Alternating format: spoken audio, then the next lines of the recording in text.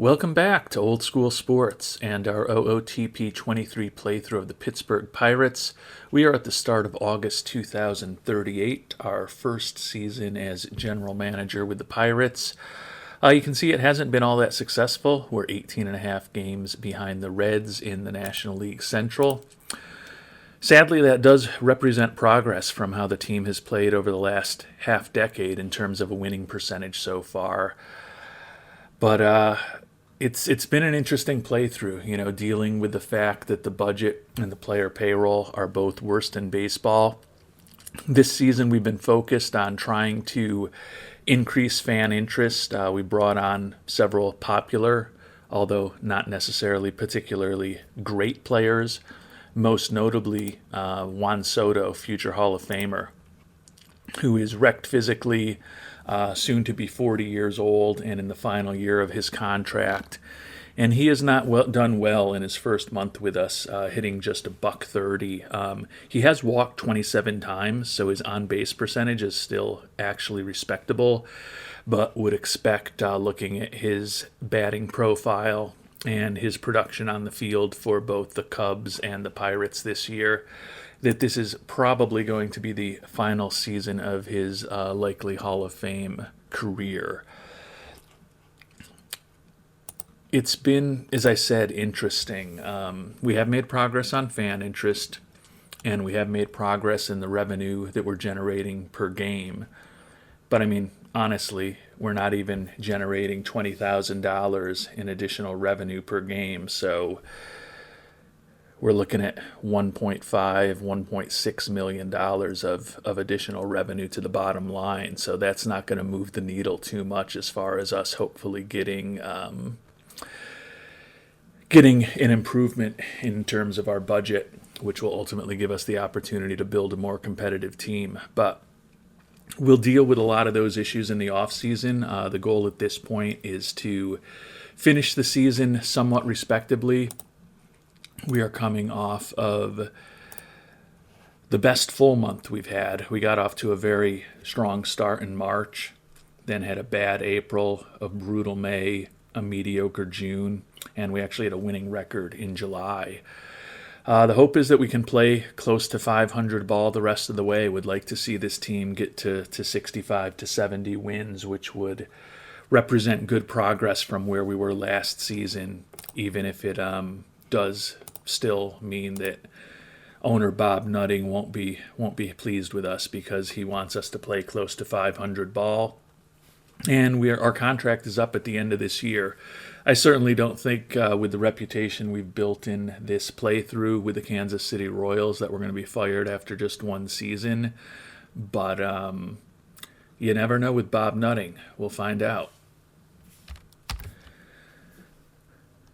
And in unsurprising news, our fifth-round draft pick, Jose Alvarado, is not going to sign with us. He was looking for, he was listed as impossible to sign, which is why he had dropped to the fifth round. We offered him every penny that we had, which was about $6 million, but we knew he was probably going to take 12, 13, 14 million to get him signed. But at least we shot our shot. Hopefully we'll get a replacement pick for him in next year's draft. Other than that, we have signed all of our players. We had the number 1 overall pick. Appreciate those of you who have shared your thoughts on which direction we should have gone with that pick. We've done what we've done. Can check in and see quickly how Mr. Gonzalez has done at the start of his minor league career for us.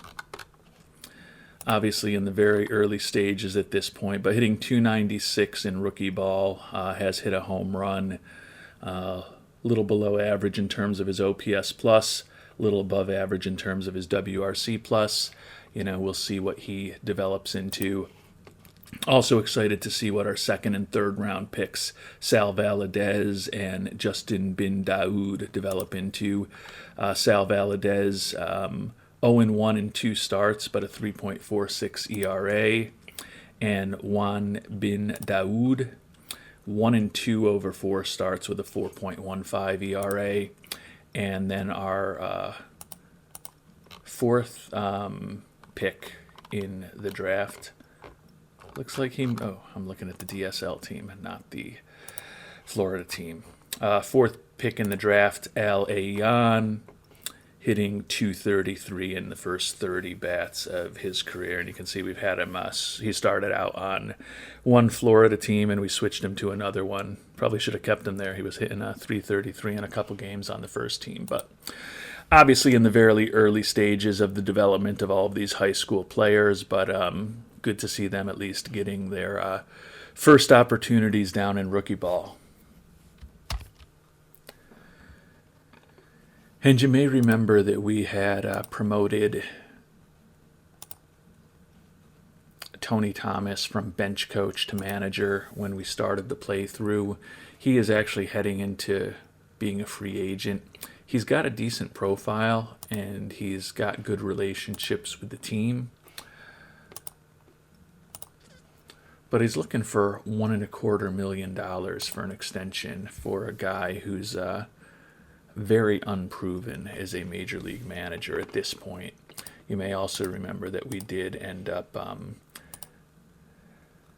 bringing on Fidel Amario as our bench coach and think that he could be a potential replacement for us as manager next year.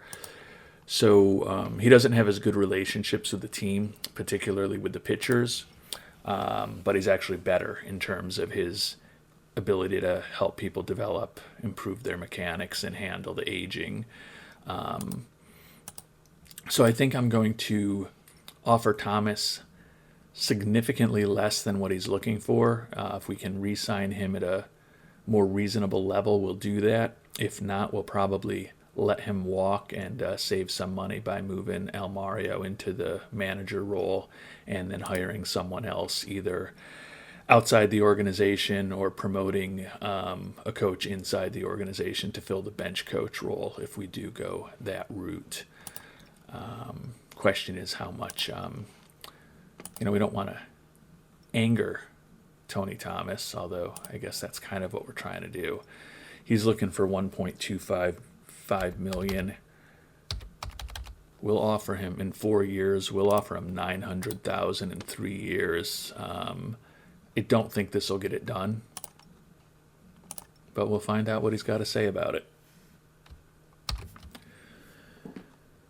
Kind of a strange response from Tony Thomas. Says, sorry, I'm not looking to move on from my current role, which makes me wonder if maybe somehow I didn't offer him the manager role, but it seems like it was locked into that. So clearly we really didn't offer him enough money. We'll give it one more chance at exactly $1 million a year for 3 years. And if that does not work, we will be moving on from Mr. Thomas after 1 year this offseason.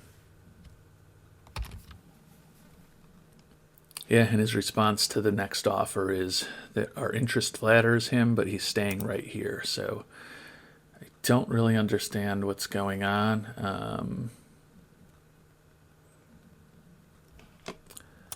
We tried, but I'm not going to pay him crazy money. I think we can put that money someplace better than a manager on a team that's going to be lucky to be a 70 to 75 win team next year. We can lose with you, Tony Thomas, but we can also lose without you. And as we get close to the end of August, the team is playing reasonably well, and attendance is better than it has been since the early stages of the season, but we have taken some hits to fan interest. Recently finally had to face some decisions with a bunch of the pitchers who were injured most of the year coming off the IL. We brought Omar Lopez as well as Edgar Flores, back to the major league roster, and that necessitated us letting go a couple of the older players we had who were somewhat popular. We waived and DFA'd them. They both refused an assignment to go to Indianapolis, so we just released them both outright. and the fans weren't happy with that. Those players were Willie Ayala, who we picked up in the trade with the Phillies and was not very good in five appearances for us, and then Elmer Rodriguez Cruz, who was respectable, but both of those players are older players, not in our long-term plans, so we wanted to make room on the 26-man roster for some players that we could grow with over time. So it took a little bit of a hit to fan interest, but it is what it is. Hopefully we can end the season at least, 10-plus points higher than we started a year ago. We were at 43. Would love it if we're in the mid-50s at the end of this season, assuming that there's going to be a little more attrition in fan interest during the month of September with a team that is well out of it. And some good results from one of our top prospects, Isaiah Hill, the Eastern League Star of the Week. Started this year in high A ball, where he hit .299 with 28 home runs and 281 at-bats. We promoted him to Double A, where he's continued to rake, hitting .307 with 15 homers and 176 at-bats. You can see he profiles as a player with a very big bat, number 11 prospect in baseball, going to be 23 shortly. I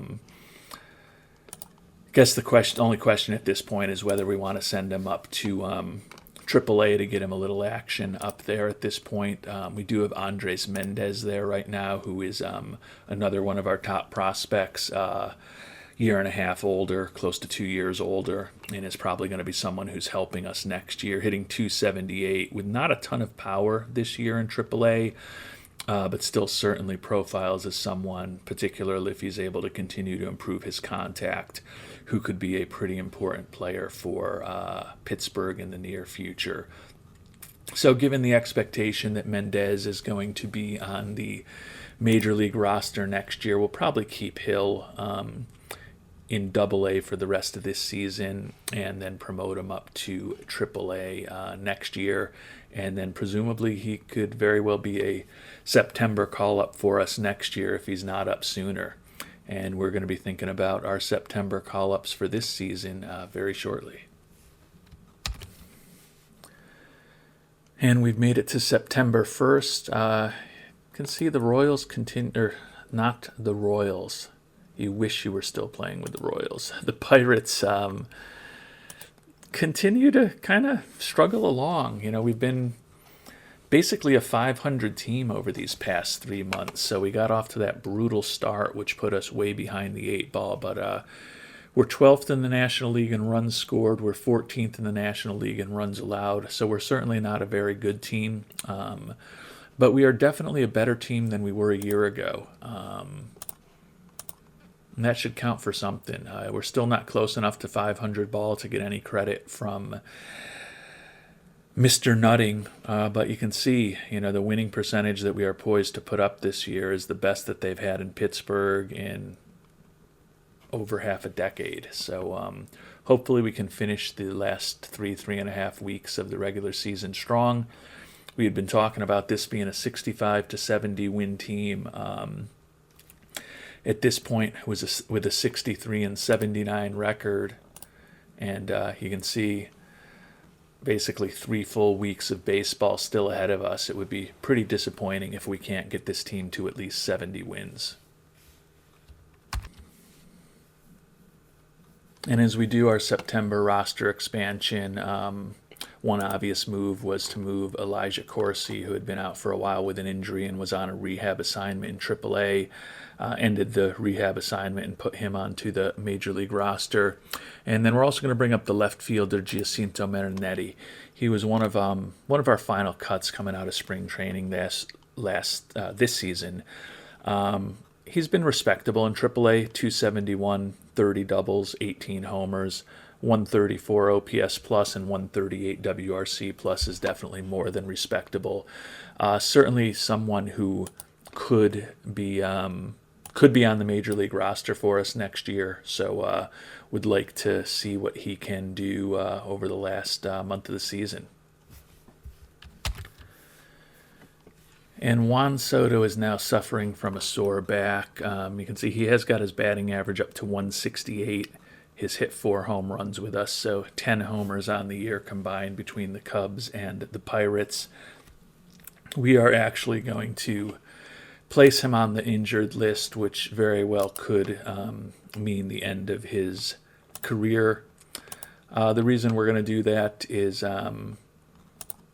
we are going to bring up the prize prospect Andres Mendez. We're certainly not going to be forcing him to play first base at the major league level, and he probably will never play at the major league level there.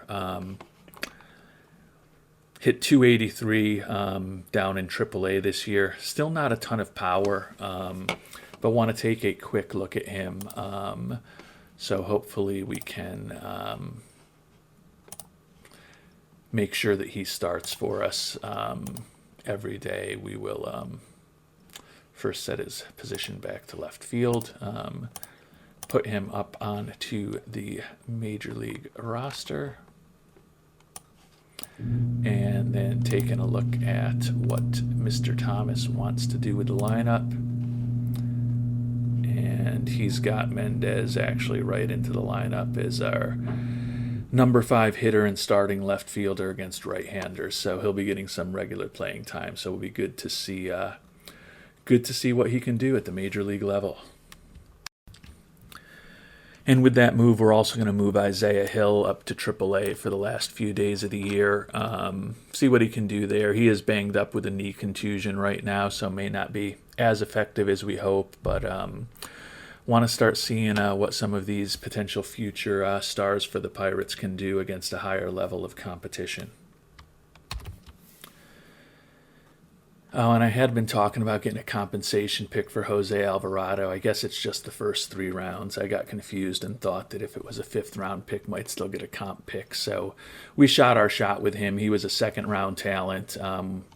Knew he wasn't going to really sign with us, but had enough money to at least put an offer on the table with him. And, he'll go back in the draft next year, but or actually, he probably won't be in the draft next year. He's probably going to be playing at college at the University of Hawaii. Not a bad place to play in college, I guess. And in very unsurprising news, Pittsburgh's been eliminated from the playoffs. You can see 68-85 record at this point. Still in a good battle with the Brewers for 3rd place in the NL Central. We've lost 2 in a row. They've won 2 in a row. Closing in on the final week and a half of the season at this point. You can see the schedule. We've got 3 at home against the Nationals, 3 at home against St. Louis, and then we finished with 3 on the road at St. Louis. So we've got the Nationals and the Cardinals over the final week and a half of the season for us. The Nationals, team like us that's very unlikely to make the playoffs, although they haven't technically been eliminated yet. And the Cardinals have passed the Reds for first place in the NL Central, so hopefully we can get a few games on them in those final 2 series of the year, and maybe let Cincinnati stay alive for a little longer and maybe even get past the Cardinals because we were the team to beat them. And I have lied to you, the loyal viewers of this channel, once again. When we traded away Victor Avelar before the trade deadline and he had 30 home runs, I told you he would, without a doubt, lead the Pirates in home runs this season. And fortunately for us, he has not. Victor Gomez just won Player of the Week. This is the Rule 5 acquisition, one of 4 who's still on our roster. We picked 5 players in the Rule 5 draft. 4 made the opening day roster, and we've stuck with all 4 of them all the way through. And even though he made the jump from high A ball to the majors this year, he's held his own. 258 batting average, 31 homers, 93 runs driven in. So a really nice season for him. Never going to be a superstar player, but looks like he could be a very useful and cost-effective bat for this Pittsburgh Pirates team. Another week in the book for our Pirates. You can see we put up a 4-2 record, lost the first two to Washington before beating them, and we did sweep St. Louis at home. Now we're headed on the road for the final 3 games of the regular season, but you can see we've gotten up to 72 wins. Thought it was a 65-70 win team, so we beat those expectations, and we certainly beat our preseason expectations from when we ran the simulation. So that is definitely positive. Obviously, we are still way out of it in terms of the standings, but would be, I guess, something if we can hold off the Brewers for the third place position in the NL Central. You can see the Cardinals and the Reds in a dead heat now after we won 3 in a row against the Cardinals, and they've lost 4 in a row total. So we are going to have an important role to play in who ends up winning the NL Central over these final 3 games of the year. And the Pirates have gotten crushed by the Cardinals 7-1 and 15-0 in the first 2 days of that final series in St. Louis. See, that leaves us at 72 and 89. So I guess we really want to win this final game to avoid a 90-loss season. Doesn't really matter in the grand scheme of things, but would be nice to avoid a 90-loss season. We were in the 80s in losses, I think a couple of times back when we played with the Royals. Certainly never lost 90 games, so even if the number is 89, I guess we lost 80 games a couple times the first 2 seasons with the Royals. Would be nice to be able to at least have on our resume that we never had a 90-loss season, although it's certainly possible we'll get one in the coming years with the Pirates. And honestly, kind of a weird thing for me to be focused on, if I'm completely honest with you. You know, we've had a nice bounce-back year. Worst case scenarios, we've improved our winning percentage by 100 points compared to where the Pirates were a season ago. Best season the Pirates have had since 2032. And, went from 55 wins to 72 or 73 wins. So we exceeded our expectations to win 65 or 70 games, even if Mr. Nutting is going to be unhappy with our ability to play close to 500 ball, despite the fact that we had a $26 million payroll. I think we've done pretty well in that context. So we'll see what happens in this final day of the year. And another loss. So we do have a 90-loss season. The year is over. Presumably after sweeping us, St. Louis won the division. Yeah, came down to that final game too. They only won by a game over the Reds. But the regular season is mercifully over for your 72-win Pittsburgh Pirates. We did hold on to third in the NL Central, and it looks like we were better than better than 4 teams in baseball, tied with the Baltimore Orioles for the 5th worst record in baseball. So a 17-game improvement from last season is definitely progress in my eyes, even if ownership's not going to be very happy with us. And our old team, the Kansas City Royals, won the AL Central. Alex Vasquez, who missed out on the Triple Crown last year by losing out on the batting title by a little bit, did get the batting title this year, which is his second or third. Only his second. He won it in his first full Major League season when he was Rookie of the Year. And now he has a second batting title to go with his storied Major League career. You can see Javi Medina, nice season for the Royals. Alex Vasquez, second in batter WAR again this year. Pitching staff, Eddie Chavera, 16 wins. And Santiago Suarez, 40 saves. Chavera, second in the American League in pitcher WAR, 16-10, 3.42 ERA. He's been a nice pitcher for them, and with the best record in baseball once again, the Royals are going to have home field advantage as they try to win a 4th World Series in 5 years. Looking over at the National League, Maxime De La Cruz, a player who we traded away to Philadelphia to really kind of build the dynasty. It's kind of funny we're talking about Eddie Chivera because Eddie Chivera is the player that we traded away, that we got when we traded away Maxime De La Cruz. And you can see Chivera has been a very successful starter for the Royals, won 3 championships with the team, also an all-star. But Maxime De La Cruz is now in the major leagues. And he won a batting title, hitting .340, 31 homers, and 98 runs driven in. So seems like one of the rare trades that may have worked out well for both teams. Looks like the Phillies have an excellent hitter now, but the Royals in return got a pitcher who has been part of 3 World Championship teams. Other than that, not going to see a lot of Pittsburgh Pirates among the league leaders in any categories. Not surprisingly. And as the season, or the regular season, finally ends, Pirates going to be dealing with things that only a team like the Pirates will be dealing with. Tony Fonseca, who we picked up from the Royals to be our starting shortstop, terribly unhappy with this team, wants to be part of a winning organization. Please trade me to a contender. I'm unsure if I can still give 100% for you. Quite honestly, he only hit .232 this past year, so hopefully that was given 100%, but he was definitely not quite as productive for us as he had been in some of his years with the Royals. Angry with the team record, angry with his performance. I don't know if we're going to move on from him or not. We did get the Royals to retain a good chunk of his contract, 45% of it, so he potentially would be, I believe, the most expensive player on the team next year. I do think with our young pitching, having an excellent defensive shortstop is helpful.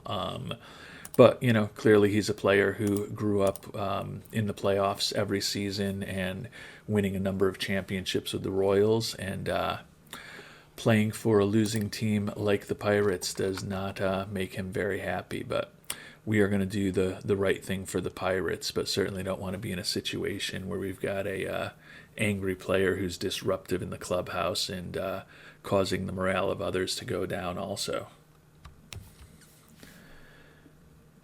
And taking a look at team chemistry, it's not bad, so it doesn't seem like Fonseca's causing any problems yet. He does actually have a decent relationship with Tony Thomas, although Tony Thomas may not be our manager in a matter of days. Overall the clubhouse is in pretty good shape given that it's a 72-win team. But we'll have to factor Mr. Fonseca's wants and what we can potentially get for him into our decision-making this upcoming off-season. Taking a look at the team's overall performance, 9-11 in September.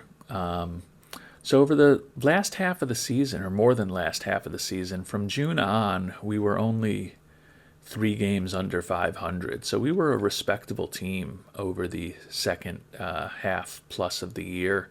It's just that we were a bad team in April and a historically miserable type of team in May. So the end result was 13th in the NL in runs scored. Sadly, that was progress from 15th the year before. Runs allowed, definitely disappointing to be 14th. I felt like our starters were going to be better than they were. They were 12th in the league in ERA, so was our bullpen. Overall ended up 14th in runs allowed. As you can see, 15th in defensive efficiency and 15th in zone rating. So a lot of unearned runs for this team, and we didn't do our pitching staff any favors. Also not very good on the base paths, only 32 stolen bases. This is just a team that does not have much speed at all. So that is one thing that we're definitely, or 2 things, I guess, that we're definitely going to be thinking about in the off season is maybe finding someone who can run the bases better and give us a little bit of a stolen base threat, even if it's only 1 or 2 players. And then in conjunction with that, hopefully maybe we'll find a faster player for a position or 2 who also happens to be pretty good at defense, because if we're going to make another big stride forward in the 2039 season, it's probably going to be hard to do it if we have the worst defense in baseball. So definitely areas that I think we will focus on as we start thinking about what this team should look like next season. And as the season comes to an end, finishing with fan interest of 56, so that's better than the 43 the Pirates were at when we took the team over, so made a little progress there. Definitely had more fans in the stadium this year, 22,600, and generated a bit more revenue. We did lower ticket prices to encourage those fans to attend. Ultimately still ended up moving revenue in the right direction. But we'll have some decisions to make with how much we want to price the tickets for next year. As we talked about already, a big jump up of more than 100 points in the Pirates' winning percentage. As far as the owner goals, not going to be happy that we were 9 games under 500. We did get rid of Danny Perez, and we actually did already meet the 2,040 attendance goal with the additional fans that we got onto and into the stadium this year. Looking at the accounting, projected to make a lot of money for Mr. Nutting this year. So hopefully he will keep us on for a second season, and hopefully for more than just a second season as general manager. And hopefully with the successful financial season for the Pirates, he will loosen those purse strings a little bit and be a little less like Scrooge McDuck and Ebenezer Scrooge, and hopefully give us a little more money to work with as far as our budget and our player payroll for next season. Thinking about next season, as I did talk about, Tony Fonseca would be the most expensive player on the team, about $5 million that we would be responsible for. You can see there are a bunch of players who are starting to get out of their minimum salary years and headed to salary arbitration, but doesn't look like anyone else is scheduled to make more than about close to $2 million a year. So definitely have a very inexpensive team next season in terms of the contract commitments that we have at this point. So if we do get a little bump in our payroll or a little bump in our budget that we can potentially put onto payroll, there's potential for us to add a couple players this offseason through trade and or free agency that can hopefully help us improve our offense, improve our defense, improve our pitching, improve our team speed. There's no shortage of holes that we have to fill. So in our next episode, we'll get started on putting a strategy together for how we're going to fill those holes by taking a look at all of our performances from 2038 season, figuring out who we might want to keep around, who we may want to move on from, and kicking off the off season. Until then, thanks so much for watching, and hope you have a great day.